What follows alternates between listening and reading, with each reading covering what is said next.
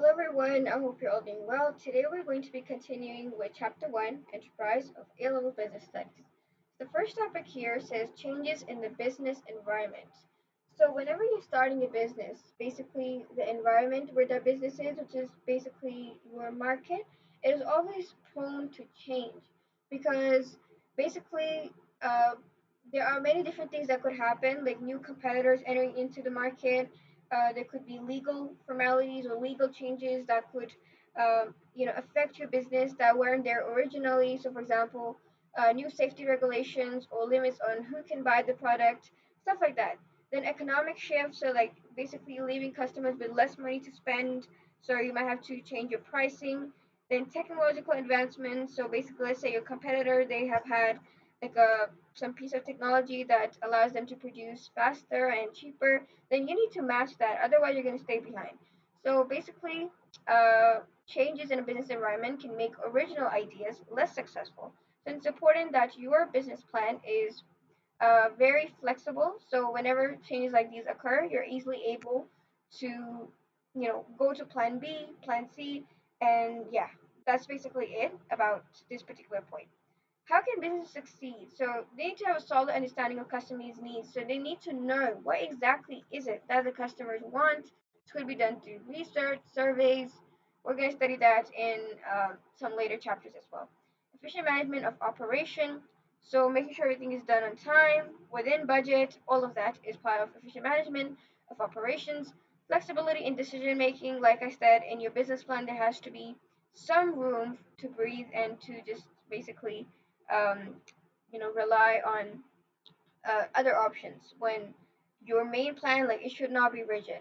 And then clean and sufficient source to finance. So making sure you're on good terms with the bank, making sure you have a proper management of your cash flows, your cash flow forecast, and all of that. Simply to make sure that you have a solid way of sourcing money or for your business. Now, why do new businesses fail? Lack of record keeping. So they won't really have a proper system to manage their resources. Resources include their labor, so not keeping record of how much like time are they working on what. So there could be a lot of lethargy. Okay, and then secondly, like money, of course. Others also include, but like taking care of the bills and all of that. Lack of cash and working capital, so they might not have enough day-to-day make money to run the day-to-day expenses, and then just overall cash in the long run. So how could this be avoided? This could be avoided by making a cash flow forecast, by injecting more capital into the business, by establishing good relations with the bank, and using effective credit control with customers. Then we have poor management skills. So if you're the one managing, then you must possess skills like leadership, cash handling, planning and coordinating, decision making, communication, and being able to market, promote, and sell your product. And if you're hiring a person, then that person must be qualified or trained to have these skills. Otherwise, a business is bound to fail. So yeah, apart from that, we have why may some businesses fail in early stages. So there could be many reasons, but some to begin with could be internal problems. So the idea of the business itself being weak, lack of managerial skills, lack of suitable employees, lack of sufficient finance, lack of entrepreneurial skills, poor initial research, ambitious ideas are fine, but over ambitious are not, and poor decisions.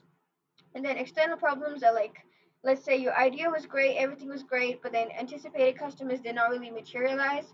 And then there could be unexpected competition, so someone might have done it cheaper and better than you. And then changes in business environment affected customer spending patterns. So then we have local, national, and multinational. And then there's one more term, international, which is not mentioned here. So I'll just go on and explain them to you by myself. So basically, there are different types of businesses out there. Local businesses operate in small, well-defined parts of the country. Like their owners mainly really do not aim to expand, so they do not really make attempts to attract customers across the whole country. National businesses have branches or operations across the country. Then international businesses, they basically sell products in more than one country, and multinational businesses have operations in more than one country. So let's quickly take examples. Local business could be, um, let's say, let's say a salon. Okay, so a salon that's just in your city, that's a local business. National business could be, let's say, Cheesiest. So Cheesiest, That's a pizza restaurant, and it's a national business. So it has branches all across Pakistan. Then we have international. So that could be, mm, okay, one example is Toyota. So basically, the cars originally, the parts and everything, they're manufactured in Japan, but then they're sold here as well. So that makes it international. But at the same time, multinational basically means operating in more than one country. So let's say KFC. So basically, they have branches here. They operate as well. It's not just like they just like send a product to another country. It's basically that they are manufacturing it here as well. So that makes it multinational. Okay, characteristics. Now, there are two different types of individuals out there who are responsible for a business's enterprise. So there are two. Number one, entrepreneurs, and number two, entrepreneurs. Now, new business ventures started by entrepreneurs or entrepreneurs can be based either on an innovative product idea or a new way of offering a service. These ventures can, just be anything really. But we need to understand that what are some characteristics that both of them possess, and then we come to the difference. They have to be passionate, really need to believe in the product or service. They need to be determined. So they need to make the effort, basically. They need to be resourceful. They might have good ideas, but they might be, you know, a bit lazy or something. So they need to be resourceful and being able to be effective members of the business. Think like entrepreneurs. They must be independent and proactive. They must be innovative. They must be, now, these are the criteria for entrepreneurs. And for entrepreneurs, they need to be innovative, they need to be committed and self motivated, they need to be multi skilled, they need to have leadership qualities, they need to have self confidence and the ability to bounce back. Now, for roles, entrepreneurs basically take direct responsibility and risk for the ongoing success of a business, and they develop innovative ideas for projects. Entrepreneurship, basically, on the other hand, needs to generate ideas for a new business. So invest their own savings and their own capital, accept the responsibility, and accept possible risks. Now, challenges faced by entrepreneurs. Identifying successful business opportunities. Coming up with the idea is the hardest part because, again, there's so much competition in almost every other endeavor. So you need to have a good brain for you to spot an opportunity and build a business out of it.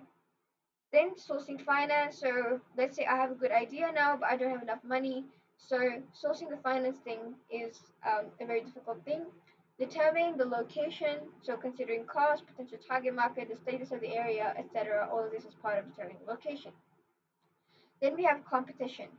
So that's a very big problem. Let's say you want to open a Chinese restaurant, but there are already 15 out there who've been operating for years now. So you need to understand competition to beat it. And then building a customer base.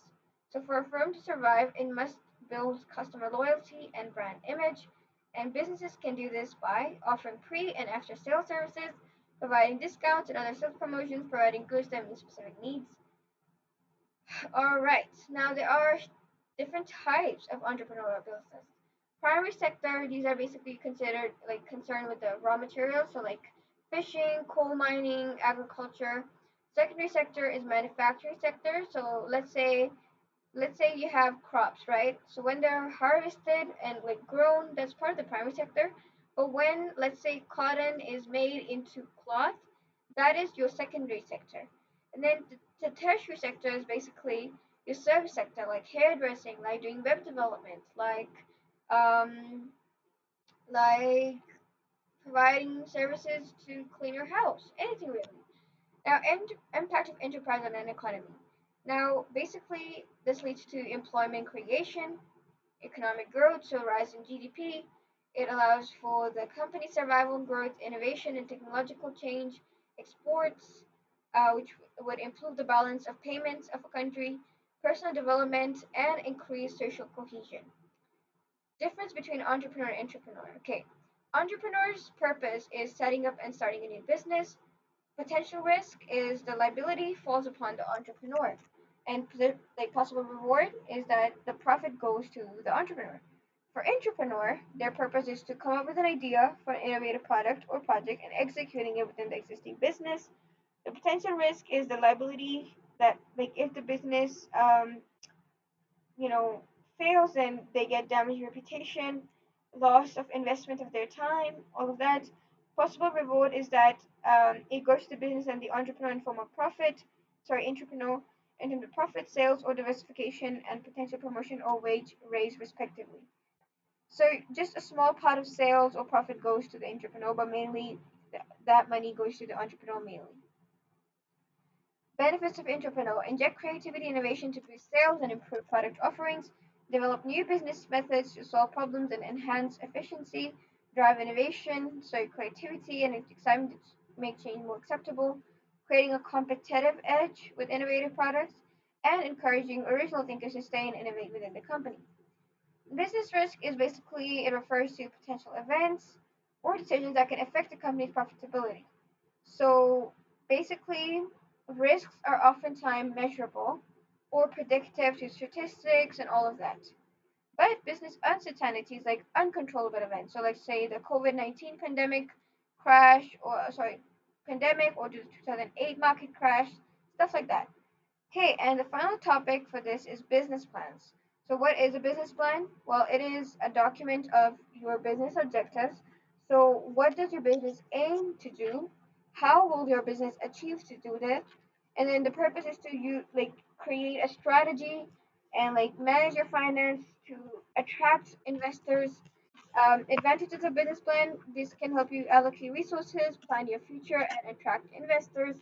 On the other hand, disadvantages could be like it might be some inaccurate, it might be time consuming to create the perfect business plan, and then changing business environments make it flawed.